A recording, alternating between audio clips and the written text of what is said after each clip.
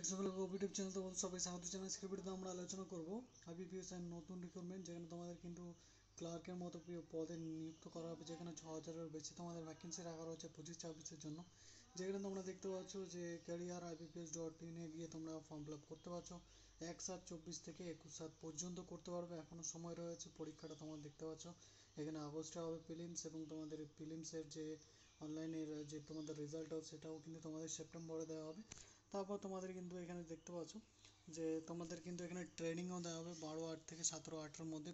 Training কীভাবে exam হয়, কীভাবে ক্র্যাক করবে, কী ধরনের প্রিপারেশান তোমরা নেবে, কী ধরনের কোশ্চেন এসে থাকে, তো এইসব তোমাদের কিন্তু ওখানে জানিয়ে দেওয়া হবে। ফর্ম ফিল আপ করার সময় তোমরা ওটা ঠিক করে নিতে পারো। পেমেন্ট ফিস তোমরা এই তারিখের মধ্যে পেমেন্ট করতে পারছো ফিস, এবং তোমরা এখানে অনলাইনে মেন এক্সাম অক্টোবর 2024-এ নেওয়া হবে, এবং তোমাদের এনরোলমেন্ট 2025-এ এপ্রিলের মধ্যে কিন্তু করা হবে। যেখানে তোমাদের ইন্ট্রোডাকশন ইত্যাদি দেওয়া রয়েছে। এলিজিবিলিটি ক্রাইটেরিয়া বলতে গেলে তোমাদের এখানে যেটা রয়েছে যে তোমরা কিন্তু এখানে শুধুমাত্র গ্র্যাজুয়েশন পাস করে থাকলে অ্যাপ্লাই করতে পারছো, যে কোনো বিষয় নিয়ে। এখানে তোমাদের দেখতে পাচ্ছ যে আলাদা আলাদা ডিটেলস দেওয়া রয়েছে। এখানে তোমরা অফিসিয়াল ওয়েবসাইটে গিয়ে দেখে নিতে পারো, যেখানে সরকারি ব্যাংক যেমন Indian bank, bank of Maharashtra, bank of Baroda, bank of India, Canara bank, central bank of India, Indian observer bank, Punjab national bank, UCO bank, unicorn bank of India, এইসব ব্যাংকে তোমরা অ্যাপ্লাই করতে পারছো, যেখানে কিন্তু সবকটি সরকারি ব্যাংক। তো এর জন্য ক্লার্কের মতো পদে তোমরা আবেদন করতে পারছো, অফিসার স্কেলেও তোমরা আবেদন করতে পারবে। যেখানে ইন্ডিয়ান সিটিজেন, নেপাল অথবা ভুটানের সিটিজেন হলে অ্যাপ্লাই করতে পারছো। এজ তোমাদের 28 বছর রাখা রয়েছে, 20 থেকে 28, যেখানে তোমাদের অবশ্যই গ্র্যাজুয়েশন তোমাদের 20 বছরের মধ্যে কমপ্লিট হয়, তো তার আগে তো হয় না। তো ওই জন্য 20 থেকে 28 রাখা রয়েছে, এবং এজ তোমাদের 5 বছরের ছাড় পেয়ে যাচ্ছে SC/ST, OBC 3, এবং যারা PWD রয়েছে 10 বছর ছাড় পেয়ে যাবে। এখানে কিন্তু তোমাদের আলাদা আলাদা ডিটেলস তোমরা যেগুলো ছাড়গুলো পেয়ে থাকো PWD তারা এখানে পেয়ে যাচ্ছ। তো এইসব ডিটেলস, ব্রাইটনেস ইত্যাদি দেওয়া রয়েছে, এগুলো তোমাদের কিন্তু ঠিক হতে হবে, ঠিক আছে। তো এই হচ্ছে তোমাদের মূল তথ্য, এবং এখানে তোমরা শুধুমাত্র গ্র্যাজুয়েশন পাস করে থাকলেই, ফাইনাল ইয়ারের স্টুডেন্টরা রয়েছে, পরীক্ষার আগে পর্যন্ত রেজাল্ট বেরিয়ে গেলে তোমরা কিন্তু অ্যাপ্লাই করতে পারবে, ঠিক আছে। তো এই হচ্ছে বিস্তারিত ডিটেলস। আরও তোমাদের আমি বলে দিচ্ছি ভ্যাকেন্সি সংখ্যা এবং এক্সামিনেশন সেন্টার ইত্যাদি বলে দিচ্ছি, এগুলো তোমরা দেখে নিতে পারো, এবং তোমরা অফিসিয়াল ওয়েবসাইটে গিয়ে তোমরা কিন্তু অ্যাপ্লাই করে দিতে পারো। ফর্ম অ্যাপ্লাই প্রসেস নিয়ে আমি ভিডিও অবশ্যই নিয়ে আসবো, সেটা থেকে তোমরা কিন্তু আগে করে ফর্ম অ্যাপ্লাই করে দিতে পারো, যাতে তোমাদের কোনো রকম ভুল না হয় ফর্ম ফিল আপ করতে, ঠিক আছে বন্ধুরা। যেখানে ফর্ম ফিল আপ ফিস তোমাদের 850 টাকা রাখা রয়েছে তোমাদের।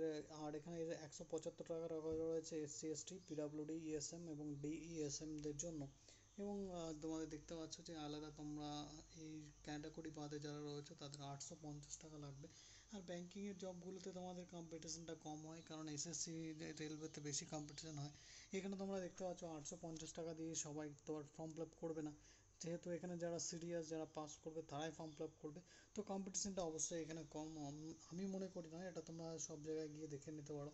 তো এখানে কম্পিটিশনটা কম, যেখানে তোমাদের মেন্স প্রিলিমিনারি এক্সাম হবে অঙ্ক, রিজনিং আর ইংলিশের ভিত্তিকে। যেখানে তোমরা দেখতে পাচ্ছ 30টা 35টা হিসেবে কোশ্চেন থাকবে ইংলিশে, ইংলিশ ল্যাঙ্গুয়েজ অবশ্যই। আর তোমরা কিন্তু বাংলায় পরীক্ষা দিতে পারছো, রিজনিং আর তোমাদের কিন্তু যেটা রয়েছে যে অঙ্কটা, যেখানে 35টা করে কোশ্চেন থাকছে, ঠিক আছে। যেখানে তোমাদের সেম 1 নাম্বার করে মার্কস থাকবে, 20টা মিনিট করে তোমাদের সবগুলোতে কিন্তু সময় দেওয়া হবে। 20 মিনিটের মধ্যে 35টা কোশ্চেন করার ক্যাপাবিলিটি তোমাদের কিন্তু থাকতে হবে।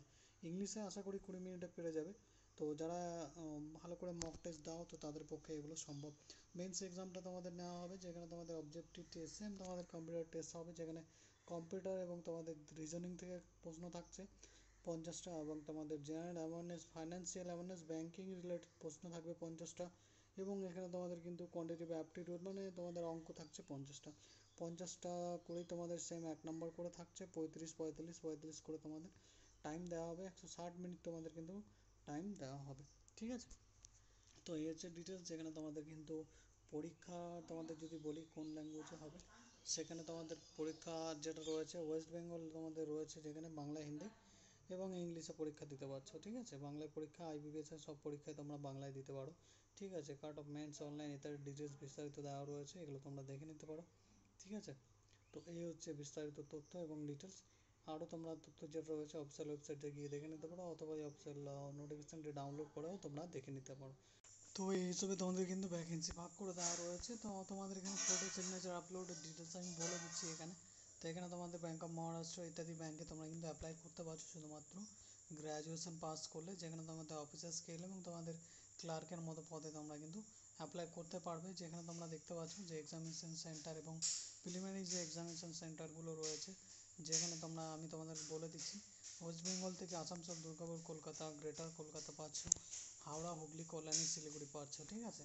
তো এই সব জায়গাতে তোমরা এক্সাম সেন্টার কিন্তু 3টে পরীক্ষার জন্য পেয়ে যাচ্ছ, যেখানে সিগনেচারের ফটো তোমাদের আপলোড করতে হবে 4.5 সেন্টিমিটার, এবং তোমাদের সেটির সাইজ দেওয়া রয়েছে 3.5 সেন্টিমিটার তার সাইজ হতে হবে। যেখানে তোমাদের কিন্তু 200 থেকে 230 পিক্সেল, 20 থেকে 50 কেবির মধ্যে হতে হবে, ঠিক আছে। তো এখানে তোমাদের ফটোগ্রাফের ডিটেলস দেওয়া রয়েছে, কালার ফটোগ্রাফ লাগবে, 3 মাসের বেশি পুরনো হলে হবে না, সামনে স্ট্রেট তাকিয়ে ক্যামেরা তোমাদের কিন্তু ফটো তুলতে হবে। যেখানে তোমরা দেখতে পাচ্ছ যে তোমাদের সিগনেচার 140x60 পিক্সেল থাকবে, 10 থেকে 20 কেবির মধ্যে তোমাদের থাকতে হবে, ঠিক আছে। তোমাদের কিন্তু এখানে দেখতে পাচ্ছ যে তোমাদের এখানে যে ফটো সাইজ এবং সিগনেচার সাইজটাও তোমাদের দেওয়া রয়েছে। লেফট থাম্ব ইমপ্রেশন তোমাদের কিন্তু আপলোড করতে হবে এখানে, ঠিক আছে। এবং 20 থেকে 50 কেবির মধ্যে, তারপর হ্যান্ড রিটেন ডিক্লারেশন এটা তোমাদের লিখতে হবে। তারপর 50 থেকে 100 কেবির মধ্যে তোমাদের কিন্তু অ্যাপ্লাই করতে হবে, এই হ্যান্ড রিটেন ডিক্লারেশনটা তোমাদের আপলোড করতে হবে। তো এই হচ্ছে তোমাদের বিস্তারিত ডিটেলস আমি বলে দিলাম। আশা করি তোমাদের কোনো প্রবলেম হবে না। প্রবলেম হলে অবশ্যই কমেন্ট করে জানাতে পারো, এই নিয়ে তোমাদের অবশ্যই আমি সাহায্য করে দেবো। তো আলাদা আলাদা ডিটেলস দেওয়া রয়েছে, ফর্ম ফিল আপ করার সময় তোমাদেরকে আমি দেখিয়ে দেবো। তো এই হচ্ছে বেসিক ডিটেলস। আজকের ভিডিওতে এখানে শেষ করছি, আবার তোমাদের সঙ্গে দেখা হবে নতুন কোনো সরকারি চাকরির বিজ্ঞপ্তির সঙ্গে। ভালো থাকবে, সুস্থ থাকবে, ধন্যবাদ বন্ধুরা।